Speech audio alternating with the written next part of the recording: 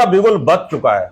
फरीदाबाद लोकसभा में चुनाव पूरे जोरों शोरों पर है और सभी कैंडिडेट्स को बता दें आपको चुनाव चिन्ह भी मिल चुके हैं और सभी के सभी कैंडिडेट अपने अपने दावे जीत के कर रहे हैं। बीजेपी की बात करें तो कहते हैं हम जीतेंगे, कांग्रेस कहती है हम जीतेंगे, बसपा कहती है हम जीतेंगे। आखिर जीतेगा कौन? 24 कैंडिडेट हैं, 24 में से एक कैंडिडेट मेरे साथ हैं। वो क्यों इन सबसे अलग है और क्यों अपनी जीत का दावा कर रहे हैं, बताएंगे इनको। राजेश गौतम जी मेरे साथ जुड़े हुए हैं। चुनाव चिन्ह है इनका गिफ्ट बॉक्स। गिफ्ट बॉक्स में ऐसा क्या गिफ्ट ये लेकर आए हैं वो भी आपको बताएंगे। बात कर लेते हैं इनसे, आज चुनावी समर में किस तरह से अपने चुनाव अभियान को आगे बढ़ा रहे हैं। सर नमस्कार। नमस्कार सर, आप लोगों का बहुत बहुत धन्यवाद। और चुनाव सर पर हैं जी सर, और चुनाव शुरू हो गए हैं, चुनाव चिन्ह भी मिल गए हैं जी। तो कैसे देखते हैं इस चुनाव को? चुनाव को सर, चुनाव का पर्व है, इसे देखते हैं जैसे कि जनता की सुविधा के लिए चुनाव हो रहे हैं। और इसमें हमारा तो मुद्दा रहेगा भ्रष्टाचार से आज़ादी, और आपका शिक्षा हो, रोजगार हो, स्वास्थ्य हो, शहर में अस्पतालों की दुर्दशा जो हो रखी है उनकी दशा दुरुस्त हो, हमारी सड़कें दुरुस्त हों, और आपका लोगों को रोजगार ठीक मिले। और मेरा जो मेन मकसद है वो है वीआईपी कल्चर को ख़त्म करना। राजेश जी एक बात बताएं मुझे, यहाँ पर बीजेपी कभी बीजेपी आ जाती है, कभी कांग्रेस आ जाती है, सिर्फ यही अदला बदली चलती रहती है जी। आपके मन में कहाँ से आई, क्या चीजें ऐसी आपने इस फरीदाबाद शहर के अंदर देखी कि आपको लगा कि नहीं आपको आगे आना चाहिए और चुनाव में जनता के बीच में जाकर के सारी बातें समझानी चाहिए? कौन सी ऐसी बातें हैं जो आप समझा रहे हैं जनता को कि ये भ्रष्टाचार है, ये सही नहीं है, या ये गली सही नहीं है, सड़कें सही नहीं है? क्या है ऐसा, क्यों मन में आया? सर मुद्दे तो जो आपने बोले लगभग सारे ही हैं। अस्पतालों के नाम पे हमको बिल्डिंगें तो दे दी गई हैं, ना उनमें प्रॉपर मशीनें हैं और ना ही उनमें प्रॉपर डॉक्टर हैं। आप किसी भी सरकारी अस्पताल में चले जाइए, अपनी जिम्मेदारी को एक दूसरे पर टाल देते हैं। इसने उसको वहाँ रेफ़र कर दिया, उसने वहाँ रेफ़र कर दिया, लास्ट में दिल्ली रेफ़र कर दिया। और दिल्ली से जो है ज़्यादातर लोग जाते जिंदे हैं और मुर्दा वापस लौट के आते हैं। ये सबसे बड़ी कमजोरी है प्रशासन की। एक अब हमारा भ्रष्टाचार रूपी दानव जो पनपा है शहर में, नगर निगम किसी से छुपा नहीं है। घोटाला तो 200 करोड़ का बताया गया है, लेकिन कम से कम घोटाला हजारों करोड़ का है। बीजेपी कह रही है कि जो है हमने भ्रष्टाचार को खत्म किया है और आप कह रहे हैं कि घोटाला किया है। सर वो तो जग जाहिर है बीजेपी का, तो वो बीजेपी का नगर निगम का घोटाला। हम तो किसी पे आरोप नहीं लगाना चाहते, लेकिन वो तो जग जाहिर है, किसी बच्चा जानता है शहर का। घोटाले के बारे में कहा गया, कांग्रेस ने बड़े आरोप लगाए कि ये कागजों में सड़कें बन गई, पेमेंटें हो गया, लेकिन फिजिकल नहीं बनी। यहाँ आपके बल्लभगढ़ की बात करें तो यहाँ ग्रिल घोटाला भी आया था सामने, एक ग्रिल घोटाला आया था, सरिया घोटाला आया था, जो सड़कें तोड़कर देखी गई, सड़कों से सरिया गायब था। और आपने कुछ ऐसी पेमेंट हुई हैं जिनका कोई काम ही नहीं हुआ और नगर निगम ने पेमेंट कर दी। जनता के बीच में इन सारे मुद्दों को कैसे समझा रहे हैं आप? जनता के बीच में हम जो जा रहे हैं, जहाँ तक भी सबकी यही नॉर्मल परेशानी है, हम भी कोई बहुत बड़े परिवार से नहीं है, नॉर्मल परिवार से हैं, तो ये हमारी भी रोज की यही जरूरत है, यही मजबूरी है। तो क्या लगता है आपको जो है जनता इस बार बदलाव करेगी? देखो जी, बदलाव करना चाहिए। और असल में अगर मैं अपनी तरफ से बोलूं तो इन लोगों ने अब तक जनता को कुछ फिल्में दिखाई हैं, कश्मीर फाइल्स दिखाई है, द केरला स्टोरी दिखाई है, लेकिन मैं न केवल फरीदाबाद की जनता को बल्कि देश भर की जनता को ये कहना चाहूँगा कि उनको फिल्में देखनी चाहिए। पुरानी फिल्में हमारी बहुत अच्छी राजनीति के ऊपर।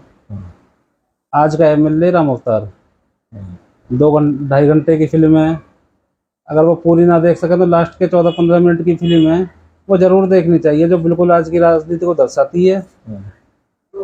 जिसमें बताया गया है कि अगर जनता के पास किसी नेता को सत्ता पर बैठाने का अधिकार है तो उसी जनता को उन्हें सत्ता से बेदखल करने का अधिकार भी होना चाहिए। तो हम इसी सोच के साथ चुनाव लड़ रहे हैं। अगर हम बहुत लोग पूछ रहे हैं कि अगर आप सत्ता में आए आप क्या करेंगे। तो अगर हम सत्ता में आए, जिस प्रकार नेता को अधिकार है कि अपना समर्थन जहां मर्जी दे दिया, उसी तरह जनता को भी अधिकार हो अपनी वोट वापसी का। तो इसी मुद्दे को लेकर मतलब आप ये कह रहे हैं कि अगर आप सत्ता में आते हैं तो जो वादे आप कर रहे हैं वो वादे आप पूरे करेंगे, नहीं तो अगर वादे पूरे नहीं कर पाए तो आप इस्तीफा दे करके दोबारा से चुनाव की बात करेंगे। जी बिल्कुल। अब मान लीजिए कि जनता ने हमको 2 लाख वोट दे के जिताया है, एग्जाम्पल कुछ भी रिजल्ट आया, और उनको लगा कि भी हमारा जनप्रतिनिधि मक्कार है, धोखेबाज है, फ्रॉड है, तो 2 लाख लोग हमारे पास आए तो भैया अब हमें आपकी ज़रूरत नहीं है, आप अपना इस्तीफ़ा दो, हम उसी पल अपना इस्तीफ़ा देंगे। उस पल के बाद संसद से मिलने वाले वेतन, भत्ता, पेंशन पर हमारा कोई अधिकार नहीं होगा।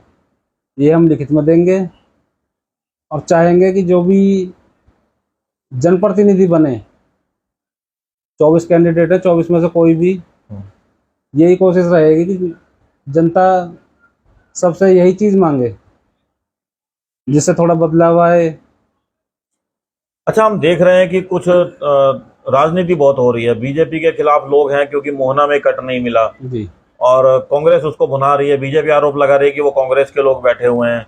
जी तो कट नहीं मिला, और भी बहुत सारी समस्याएं हैं, मतलब शहर के अंदर कहते हैं जी बहुत तरक्की हो गई, बीजेपी कह रही है तरक्की हो गई, कांग्रेस कह रही है तरक्की नहीं हुई। क्या है ये, जब आपको, आपकी नजर में क्या है? तरक्की के लिए तो सर ऐसा है कि हमारे जो घरों में भी पानी आता है वो पीने लायक तो क्या, नहाने लायक नहीं होता। उससे अच्छा पानी आप किसी नाले का पानी ले लीजिए और हमारे घरों में आने वाला पानी ले लीजिए, जितना बदबूदार, जितना गंदा होता है। और आपको एक चीज़ और बता दूं, जो सरकारी राशन बांटा जाता है, जहाँ तक मुझे पता है, ये जो कानून होना चाहिए, सरकारी राशन की दुकान पूरे 30 दिन खुलनी चाहिए महीने में, लेकिन होता क्या है कि राशन वाले आते हैं, अपना एक दिन बांटा, जिसमें भेड़ बकरी की तरह लोग लाइनों में लगे रहते हैं और भाग जाते हैं। तो ये सिस्टम बंद होने चाहिए। और अगर हम सत्ता में आए तो आप आज नगर निगम में चले जाइए या तहसीलों में चले जाइए, अगर आपको कोई कानून, वो कोई कागज़ बनवाने हों तो लगभग आपकी चप्पलें घिस जाएंगी। राशन का भी आपने मुद्दा उठाया, जी। तो राशन की बात करें तो राशन में धांधलेबाजी भी बहुत सामने आती है। बिल्कुल। कहते हैं जी पूरा राशन नहीं देते, पूरा और राशन लेकिन नहीं मोदी होता। जी कह रहे हैं कि मैं हर व्यक्ति को जो है 5 किलो राशन दे रहा हूँ और करीब करीब 80 करोड़ लोगों को दे रहा हूँ। तो जी 5 किलो राशन में तो ज़्यादातर ये होगा कि 4 किलो जनता को मिल रहा होगा। अब 1 किलो कहाँ जा रहा है उसका कुछ पता नहीं। तो इन पे कैसे लगाम लगाएंगे आप? इसका लगाम यही लगाएंगे जी, अगर सत्ता में आते हैं तो राशन की दुकानें पूरे 30 दिन खुलेंगी, जनता को वजन पूरा मिलेगा, और जितने भी डॉक्यूमेंट वगैरह हैं, चाहे वो आपके कोई भी प्रमाण पत्र, आधार कार्ड हो गए, एक पासपोर्ट और पैन कार्ड, ड्राइविंग लाइसेंस, इनको छोड़कर बाकी कोशिश रहेगी कि इनके संबंधित अधिकारी ये डॉक्यूमेंट घर घर जाकर बनाएं। यही चीजें, जो बातें आप कह रहे हैं, यही बातें कह करके केजरीवाल जी सत्ता में आए थे, लेकिन आज वो जेल तक पहुंच गए हैं। तो कहीं ऐसा तो नहीं कि सत्ता में आने के बाद आप भी जो है इसी तरह बदल जाएंगे? सर सारी उंगलियां बराबर नहीं होती हैं। अगर केजरीवाल जी आए हैं तो इसी राजनीति में हमारे लाल बहादुर शास्त्री जी भी आए हैं, डॉक्टर APJ अब्दुल कलाम भी आए हैं, और भी बहुत महान लोग आए हैं। तो इसमें मुमकिन कुछ भी नहीं, लेकिन जो मैं लगातार बार बार आपसे कह रहा हूँ कि हम जनता को ये अधिकार भी देंगे कि अगर उनको जनप्रतिनिधि पसंद नहीं है तो वो उसे जब चाहे बदल दे, लेकिन ये हमारी आप रिक्वेस्ट होगी कि कम से कम 6 महीने का समय दिया जाए, जिससे कि हम सिस्टम को समझ सकें, उसे देख सकें।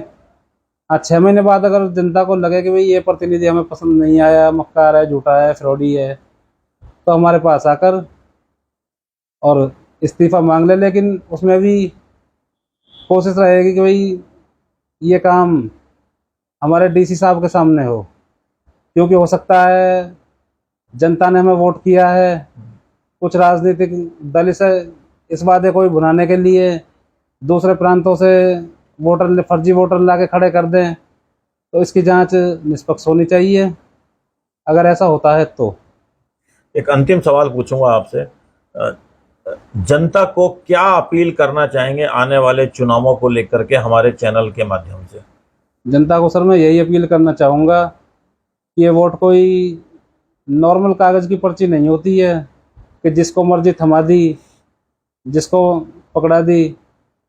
ये वोट तो एक फिल्म में राजेश खन्ना जी ने कहा और उसी फिल्म में कहा जिसका मैंने जिक्र किया कि वोट दो धारी तलवार है, अगर सही जगह पड़ जाए तो देश की तरक्की और खुशहाली, और अगर गलत जगह पड़ जाए तो देश का सत्यानाश। तो यही कहना चाहूँगा कि जनता के पास अगर किसी को भी सत्ता पे बैठाने का अधिकार हो तो उनको हटाने का अधिकार भी जनता के पास हो। चलिए, बहुत बहुत धन्यवाद सर। नमस्कार जी। ये थे राजेश गौतम जी, जिन्होंने अपनी बात रखी। इनका साफ साफ कहना है कि भ्रष्टाचार को मिटाना इनका मकसद है और हर घर तक पूरा राशन पहुंचाना इनका मकसद है, सरकारी सुविधाएं अस्पतालों में देना इनका मकसद है, और जितने भी कमियां शहर के अंदर हैं वो पूरी ये करेंगे। नहीं करेंगे तो चाहे जनता इनसे एफिडेविट ले ले, इनसे स्टाम्प पर लिखवा ले, ये अपना इस्तीफा देंगे और इस्तीफा दे करके जो है जनता से माफी भी मांगेंगे। सभी कैंडिडेट्स अपने अपने दावे कर रहे हैं, जनता को देखना है कि क्या दावा सही है और क्या नहीं है, उसी के हिसाब से अपना सूझबूझ करके मत का इस्तेमाल करें।